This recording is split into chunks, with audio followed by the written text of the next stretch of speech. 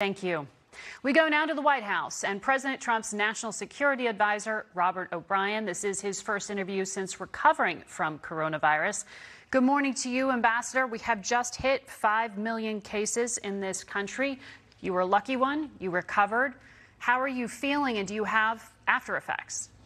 Well, it's always great to be back on your show, Margaret, but it's especially good to be back now. And look, I've recovered fully, and I'm very, very grateful. I was blessed and had a light case. I want to thank the White House medical team and Dr. Sean Conley for their great care while I suffered through this virus. And I also want to thank my colleagues, from the president, the vice president, everyone down, who was so supportive of me personally. And I hope that anyone else who's suffering from coronavirus, who's away from work, who's quarantined, has the same level of support from their colleagues at their office as I did from mine. So, it's great to be back, and I've been very blessed. But this is a tough thing. It's a nasty virus, and it's done great damage to our country. And my heart goes out to the folks who didn't make it. I was fortunate, but there are a lot of people who didn't make it, and there are a lot of people who are suffering greatly as a result of this virus. And having been through this, my heart really goes out to them.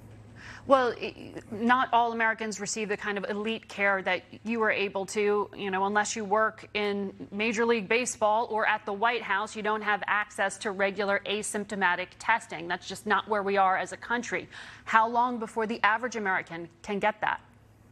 Well, we're working on testing, and I think what's happened with testing in America is really a miracle. I mean, there's no country in the world that comes close to what America is doing on testing.